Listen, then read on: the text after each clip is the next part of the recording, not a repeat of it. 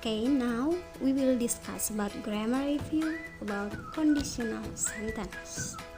So, what is conditional sentence? Perhatikan kalimatnya berikut ini. If I have enough money, I will buy a new smartphone. Jika aku mempunyai cukup uang, aku akan membeli smartphone baru. Okay, and then yang kedua, if you study hard, you will pass the exam. Jika kamu belajar dengan giat, kamu akan lulus ujian.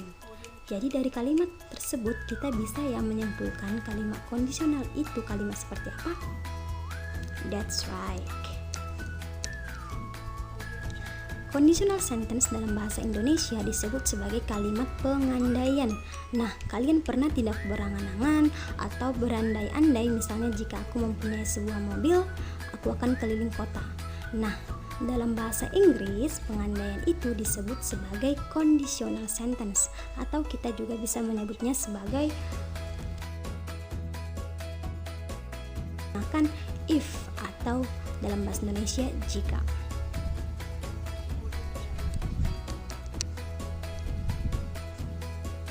First of all, let me tell you the type of conditional sentence.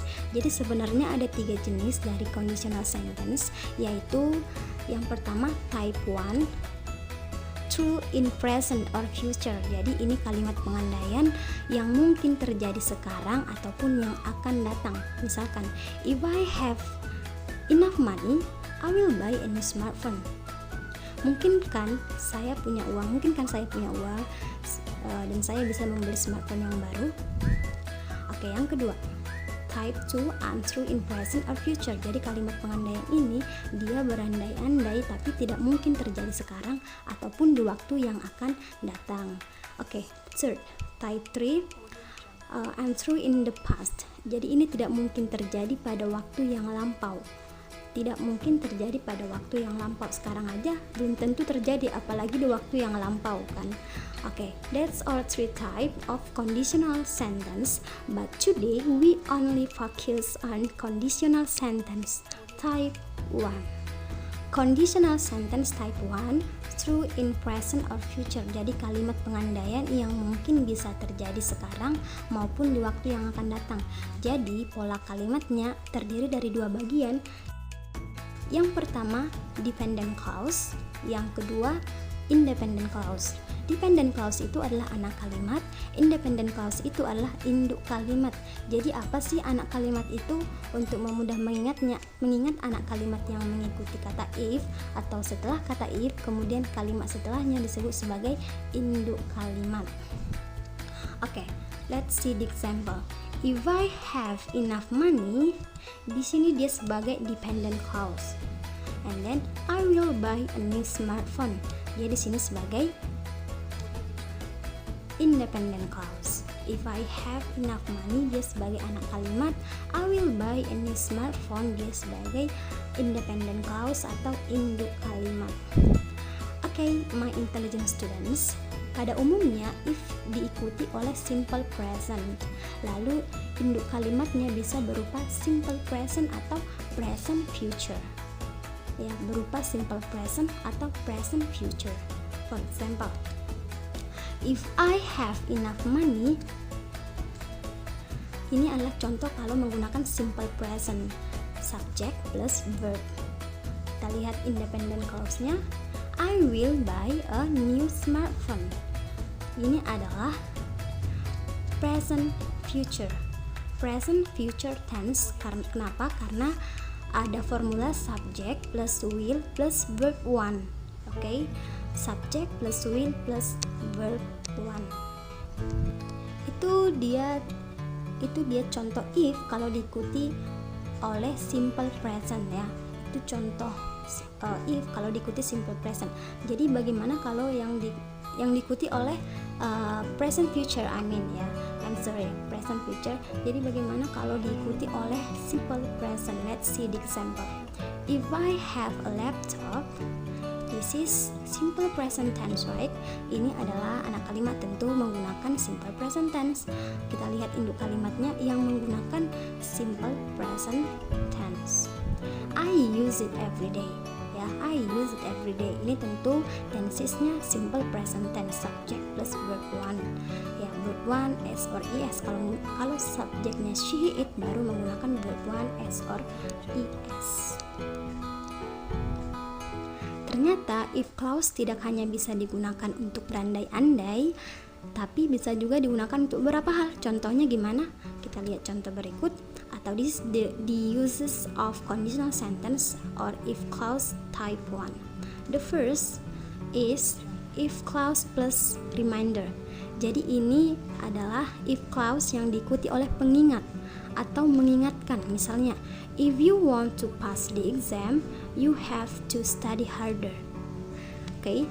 Jadi anak kalimatnya, jika kamu lulus ujian, kamu harus belajar lebih giat. Jadi induk kalimatnya di situ adalah kamu harus belajar lebih giat. Di sini sebagai reminder atau pengingat. Oke. Yang kedua, if you don't want to come late, you must wake up early. Oke.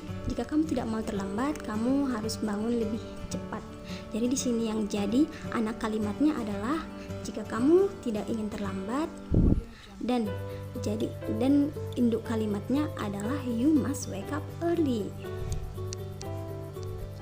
Next, yang kedua, if clause plus suggestion. Okay, if your teacher gives you assignment, you should do it as soon as possible. Untuk rumusnya tetap menggunakan if, diikuti simple present. Ya, if you have enough time, why don't you join an English course? Induk kalimatnya berupa saran. Jika kamu punya cukup waktu, kenapa kamu tidak les bahasa Inggris? Ini adalah saran ya. Oke, next, the third, if clause plus general truth. Jadi ini menyatakan kebenaran umum atau fakta. Contohnya, if I turn off the lamp, it will be very dark. Jika aku mematikan lampu, maka ini akan sangat gelap. Ini fakta ya. Kalau misalnya kita matikan lampu, pasti akan gelap. And then the second, if you don't sleep, you will be sleepy. Ya, ini fakta juga. Kalau misalnya kita tidak tidur, kita akan ngantuk. And then the fourth, if clause plus imperative. Oke, jadi imperatif di sini adalah kalimat perintah atau kalimat larangan. Imperatif ini memerintah melakukan sesuatu atau melarang melakukan sesuatu. If you go to supermarket, buy me some snack. Oke, jadi imperatif itu diawali oleh verb one, yaitu buy. If you go to supermarket, buy me some snack. Jika kamu pergi ke supermarket, belikan aku snack. Jadi di situ imperatifnya adalah yang diikuti oleh verb one, yaitu buy. And then if your sister does her homework, don't be noisy. Ya, jika kakak kamu atau adik kamu mengerjakan tugasnya, jangan ribut atau jangan bergaduh. Oke, and then the last, if clause plus dream. Jadi ini adalah mimpi atau harapan. Contohnya, if I become a teacher, I will dedicate myself in education. Jika saya menjadi seorang guru, saya akan mendedikasikan diriku di dunia pendidikan. Ya, dia bermimpi untuk mendedikasikan dirinya di dunia pendidikan apabila dia menjadi seorang guru. And then the second, if I am a rich man, I will spend some of money for people who need it. Okay, I think that's all the explanation about conditional sentence type 1. Oke, bagaimana? Mudah bukan mengungkapkannya dalam bahasa Inggris? Oke, now I will give you challenge. Ya, tadi kita sudah membahas penggunaan dari if clause plus conditional sentence, yaitu bisa diikuti oleh reminder, suggestion, general truth, and imperative, a dream. Oke, listen carefully. This challenge about a suggestion ya. This challenge about suggestion. Now you study at a favorite university in your city. Your sister plans to study in that university after she graduated. So give her suggestion so that she can be accepted there. Oke. Jadi ini saja. Jadi kalian memberikan sugesti kalau misalnya ini adalah pernyataannya. Tulis jawaban kalian di kolom komentar ya. Apa suggestionnya, tulis di kolom komentar. I will see it.